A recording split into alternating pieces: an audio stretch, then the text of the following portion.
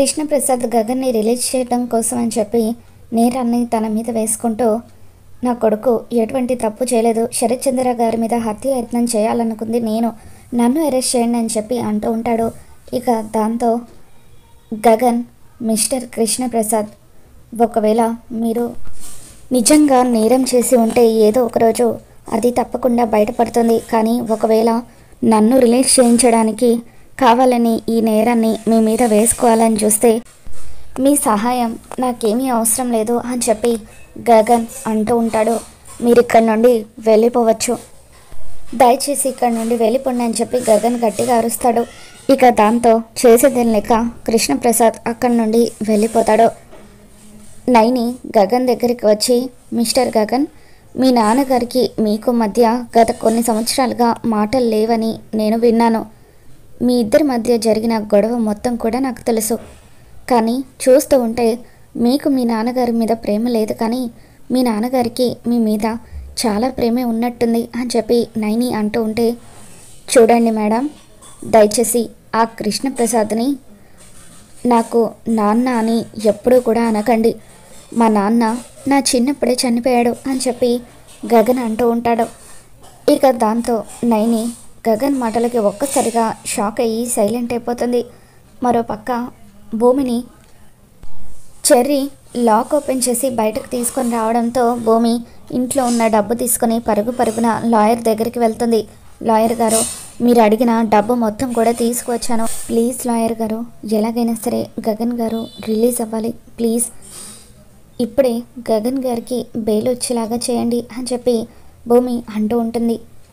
ఇక దాంతో లాయర్, సరే అమ్మా, నేను ఇప్పుడే ఫార్మాలిటీస్ అన్నీ కూడా పూర్తి చేస్తాను, ఇంకొక 2 గంటలు సమయం పడుతుంది ఫార్మాలిటీస్ పూర్తి చేయడానికి అని చెప్పి అంటూ ఉంటే, ప్లీజ్ లాయర్ గారు, ఎంత త్వరగా వీలైతే అంత త్వరగా అవన్నీ కూడా పూర్తి చేయండి అని చెప్పి భూమి దండం పెడుతూ ఉంటుంది. మరోపక్క గగన్ సెల్లో బాధగా కూర్చొని ఉంటాడు. ఇక అప్పుడు అక్కడ పనిచేస్తున్న ఒక కానిస్టేబుల్ గగన్ దగ్గరికి వస్తాడు. సార్, మీరు వచ్చిన దగ్గర నుండి ఏమీ తినలేదు, కనీసం మంచినీళ్ళు కూడా తాగలేదు, ప్లీజ్ సార్, దయచేసి ఈ మంచినీళ్ళైనా తాగండి అని చెప్పి అతను అంటూ ఉంటే, నాకేం వద్దు అని చెప్పి గగన్ అంటూ ఉంటాడు. మిమ్మల్ని అన్యాయంగా ఈ కేసులో ఇరికించారని నాకు కూడా తెలుసు సార్, కానీ మా మేడంకి నేను ఎంత చెప్తున్నా ఆవిడ వినట్లేదు. మీరేంటో మీ మంచితనం ఏంటో నాకు తెలుసు సార్. నా కూతురు కూడా మీ చెల్లెలు పూర్ణి చదువుతున్న కాలేజీలోనే చదువుతుంది. ఒకసారి నా గుండె ఆపరేషన్కి డబ్బులు అవసరమైతే నా కూతురు కాలేజ్లో ఫండ్స్ కలెక్ట్ చేస్తూ ఉంటే ఆపరేషన్కి కావాల్సిన డబ్బులు మొత్తం కూడా మీరే ఇచ్చారు. ఈరోజు నా ప్రాణాలు నిలబడ్డాయి అంటే అందుకు కారణం మీరే సార్. మీకు నేను ఎటువంటి సాయం కావాలన్నా చేస్తాను, చెప్పండి సార్ అని చెప్పి ఆ కానిస్టేబుల్ గగన్తో అంటూ ఉంటాడు. ఇక దాంతో గగన్, నాకు ఒకే ఒక్క సాయం చేస్తారా, ఒక్కసారి ఆ రాజరత్నం సెల్లోకి నన్ను పంపించండి, వాడి చేత నిజం కక్కిస్తాను అని చెప్పి గగన్ అంటూ ఉంటే, అప్పుడు నైని బయటకు వెళ్ళిన టైం చూసి అక్కడున్న కానిస్టేబుల్ గగన్కి సాయం చేస్తూ గగన్ సెల్ని ఓపెన్ చేసి అతన్ని రాజరత్నం ఉన్న లాకప్లోకి పంపిస్తాడు. ఇక గగన్ రాజరత్నం దగ్గరికి వెళ్ళి, రేయ్, నేను నీకు సుపారీ ఇవ్వడం ఏంట్రా అని చెప్పి అంటూ ఉంటే, మీరే కదా సార్ నాకు సుపారీ ఇచ్చారు అని చెప్పి రాజరత్నం అంటూ ఉంటాడు. ఇక దాంతో గగన్ అతన్ని చితక్కొడుతూ, రేయ్, నువ్వు అపూర్వ మనిషివని నాకు తెలుసు, ఆ అపూర్వ ఇదంతా చేయిస్తుందని కూడా తెలుసు, మర్యాదగా నిజం ఒప్పుకో, ఆ అపూర్వ ఇదంతా చేయిస్తుంది కదా, చెప్పు అంటూ గగన్ రాజరత్నాన్ని చితక్కొడుతూ ఉంటాడు. కావాలంటే ఆ అపూర్వ నీకు ఇచ్చే డబ్బు కంటే ఎక్కువ డబ్బు ఇస్తాను, మర్యాదగా నిజం ఒప్పుకో, ఇదంతా చేయిస్తుంది ఆ అపూర్వే కదా అని చెప్పి గగన్ రాజరత్నాన్ని చితక్కొడుతూ ఉంటాడు. ఇక రాజరత్నం మాత్రం అలా వెకిలిగా వెటకారంగా గగన్ని చూసి నవ్వుతూ ఉంటాడు. దాంతో గగన్కి కోపం మరింత రెట్టింపయ్యి అతన్ని కొడుతూ ఉంటాడు.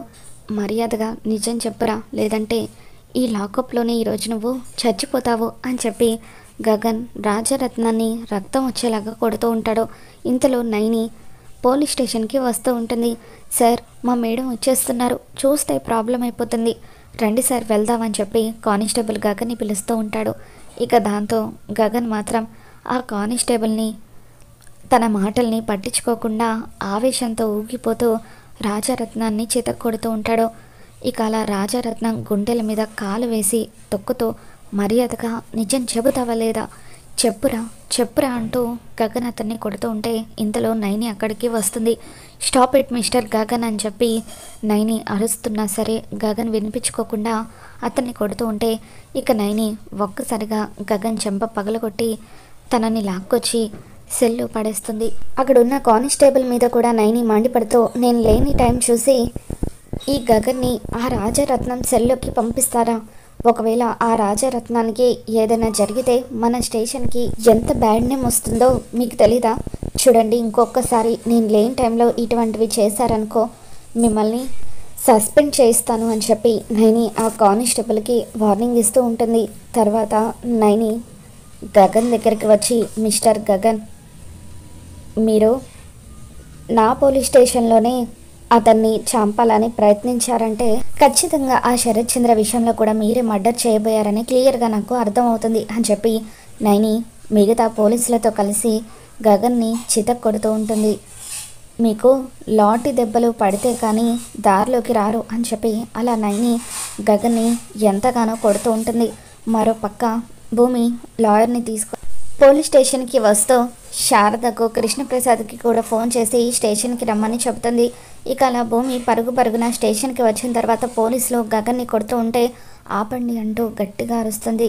ఇక అలా భూమి అరవడంతో పోలీసులు గగన్ని కొట్టడం ఆపేస్తారు. నేను గగన్ గారి కోసం బెయిల్ తీసుకొచ్చాను అని చెప్పి భూమి ఆయన తప్పు చేశారని ఇంకా రుజువు అవ్వలేదు, ఎందుకు ఆయన అలా కొడుతున్నారు, మీరు అసలు మనుషులేనా అని చెప్పి భూమి మండిపడుతూ ఉంటుంది. గగన్ గారు మీరేమీ బాధపడకండి, నేను మీకోసమని లాయర్ని తీసుకొని వచ్చాను అని చెప్పి భూమి ఏడుస్తూ గగన్కి చెబుతూ ఉంటుంది. ఇక అలా లాయర్ అక్కడున్న ఇన్స్పెక్టర్తో మాట్లాడుతూ గగన్ గారి కోసమని బెయిల్ తీసుకొచ్చానని చెప్పి కొన్ని పేపర్స్ని ఆయన చేతుల్లో పెట్టగానే పోలీసులు గగన్ని లాకప్లో నుండి బయటకు తీసుకొని వస్తారు. ఇక గగన్కి ఒంటి నిండా గాయాలతో నోటి నుండి రక్తం కారుతూ ఉంటే శారద ఎంతగానో విలవిల్లాడిపోతూ ఉంటుంది. నాన్న గగన్ అంటూ గగన్ని దగ్గరికి తీసుకొని తన చీర కొంకుతో గగన్ నోటి వెంట కారుతున్న రక్తాన్ని తుడుస్తూ ఉంటుంది. నా కొడుకుని ఈ విధంగా కొట్టారు, మీరు అసలు మనుషులేనా, ఏ తప్పు చేయని నా కొడుకుని ఇంతలా బాధ పెట్టారు, ఆ పాపం ఊరికి పోదు అని చెప్పి శారద ఎంతగానో బాధపడిపోతూ ఉంటుంది. గగన్ గారు అని చెప్పి అలా భూమి కూడా గగన్ని గట్టిగా హత్తుకొని ఏడుస్తూ ఉంటుంది. తర్వాత శారద భూమి ఇద్దరూ కలిసి గగన్ని ఇంటికి తీసుకొని వెళ్తూ ఉంటారు. రే గగన్, ఇదంతా చేయించింది ఆ అపూర్వేరా, కావాలని కక్షగట్టి నిన్ను ఇరికించింది అని చెప్పి కృష్ణప్రసాద్ అంటూ ఉంటాడు. ఇక దాంతో గగన్, ఆ అపూర్వకు ఎన్నోసార్లు వార్నింగ్ ఇచ్చాను, నా జోలికి, నా కుటుంబం జోలికి, నా వాళ్ళ జోలికి రావద్దని, కానీ ఆ అపూర్వ ఈ కేసులో నన్ను ఇరికించి చాలా పెద్ద తప్పు చేసింది, దాని ప్రతిఫలం ఆ అపూర్వకి చూపిస్తాను అని చెప్పి గగన్ ఎంతో ఆవేశంగా మాట్లాడుతూ ఉంటాడు. తర్వాత శారద భూమి ఇద్దరు కలిసి గగన్ని ఇంటికి తీసుకుని వెళ్తారు. గగన్ ఒంటి నిండా గాయాలు ఉండడంతో శారద భూమి ఇద్దరు కూడా ఏడుస్తూ గగన్కి వేడి నీళ్ళతో కాపడం పెడుతూ తనకి వెన్న రాస్తూ ఉంటారు. ఇక అలా శారద వెన్న రాస్తూ అమ్మ భూమి చూస్తూ ఉండమ్మా, నేను ఇప్పుడే వెళ్ళి దెబ్బలు తగ్గడానికి కషాయం చేసుకుని వస్తాను అని చెప్పి కిచెన్లోకి వెళ్తుంది.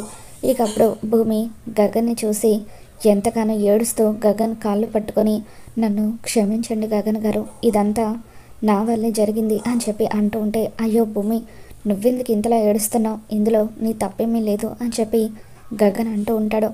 దాంతో భూమి నన్ను మీరు ప్రేమించకుండా ఉండుంటే ఇన్ని కష్టాలు వచ్చేవి కాదు కదా, నా వల్లే మీకు ఇన్ని కష్టాలు అని చెప్పి భూమి ఎంతగానో ఏడుస్తూ ఉంటుంది. దాంతో గగన్ లేదు భూమి, ఇదంతా నీ వల్ల కాదు, ఆ అపూర్వ వల్ల, ఇంత చేసిన ఆ అపూర్వకు ఏదో ఒక విధంగా బుద్ధి చెప్పాలని చెప్పి గగన్ అంటూ ఉంటాడు. తర్వాత భూమి గగన్తో, గగన్ గారు మనం పెళ్లి చేసుకుందాం గగన్ గారు, రేపే మనం పెళ్లి చేసుకుందామని చెప్పి భూమి అంటూ ఉంటుంది. ఇక దాంతో గగన్, తప్పకుండా భూమి, ఆ అపూర్వ మనమిద్దరం పెళ్లి చేసుకుంటున్నామనే కదా ఇదంతా చేయించింది.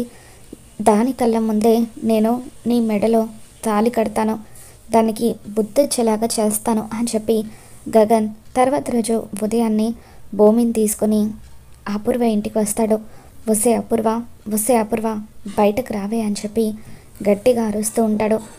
ఇక అపూర్వ కిందకి వస్తుంది. భూమి నేను ఇద్దరం ఒకటవ్వడం ఇష్టం లేకే కదా నువ్వు ఇదంతా చేసావు. ఇప్పుడు నీ కళ్ళ ముందే నేను భూమి మెడలో తాళి కడతాను, ఏం చేస్తావో చూస్తాను అని చెప్పి గగన్ అలా అపూర్వ కళ్ళ ముందే భూమి మెడలో తాళి కట్టేస్తాడు. ఇప్పటి నుండి భూమి నా భార్య, ఇకపై నీ నీడ తన మీద పడినా కూడా నీ అంతు చూస్తాను అని చెప్పి గగన్ అపూర్వకి వార్నింగ్ ఇస్తూ ఉంటాడు. ఇంతలో అపూర్వకి ఫోన్ వస్తూ ఉంటే, ఆ ఫోన్ నీకే అపూర్వ, ఒకసారి లిఫ్ట్ చేయని చెప్పి గగన్ అంటూ ఉంటాడు. ఇక అవతల నుండి నక్షత్ర మాట్లాడుతూ, మమ్మీ నేను షాపింగ్కి వస్తే ఎవరో రౌడీలు నన్ను కిడ్నాప్ చేశారు మమ్మీ అని చెప్పి ఏడుస్తూ ఉంటుంది. ఇక దాంతో అపూర్వ, బేబీ నువ్వేం భయపడకు బేబీ, నేను ఇప్పుడే పోలీసులకు ఫోన్ చేస్తాను అని చెప్పి అంటూ ఉంటే గగన్ చిటికెలు వేస్తూ, వస్తే అపూర్వ నువ్వు పోలీసులకు ఫోన్ చేసి వాళ్ళు వచ్చేసరికి నీ కూతురు బతికుంటుంది అనుకుంటున్నావా? అది చచ్చిపోతుంది. ఎందుకంటే నీ కూతుర్ని కిడ్నాప్ చేయించింది మరెవరో కాదు, నేనే. ఇప్పటి నుండి అసలైన ఆట మొదలవ్వబోతుంది. ఇన్ని రోజులు నువ్వు అందరినీ బాధ పెట్టావు, ఇప్పుడు అందరూ కలిసి నిన్ను బాధ పెట్టబోతున్నారు. చేసిన పాపం ఊరికే పోదు కదా, నువ్వు చేసిన పాపమే నిన్ను వెంటాడబోతుంది అని చెప్పి గగన్ అంటూ ఉంటాడు. రే గగన్ ప్లీజ్ రా, నా కూతుర్ని ఏమీ చేయొద్దు, నీకు దండం పెడతాను అని చెప్పి అపూర్వ అంటూ ఉంటే, నీ కూతురికి ఏం కాకుండా ఉండాలంటే ఇప్పుడే పోలీస్ స్టేషన్కి వెళ్ళి నన్ను ఇరికించాలని చూసింది నువ్వేనని ఒప్పుకో, అప్పుడే నీ కూతురు ప్రాణాలతో తిరిగి వస్తుంది. లేదంటే నీ కూతురు డైరెక్ట్గా పైకి వెళ్ళిపోతుంది. ఆల్రెడీ నన్ను నేరస్తుడిని చేశావు, ఎలాగో జైలుకి వెళ్తున్నాను కాబట్టి పనిలో పనిగా నీ కూతుర్ని కూడా చంపేసి శిక్ష మొత్తాన్ని కూడా అనుభవిస్తాను అని చెప్పి గగన్ అలా అపూర్వకి చుక్కలు చూపిస్తూ ఉంటాడు. మరి రాబోతున్న ఎపిసోడ్లో ఏం జరగబోతుందో మళ్ళీ మన ఛానల్లో తెలుసుకుందాం. ఈ వీడియో మీకు నచ్చినట్లయితే ఒక లైక్ చేయండి.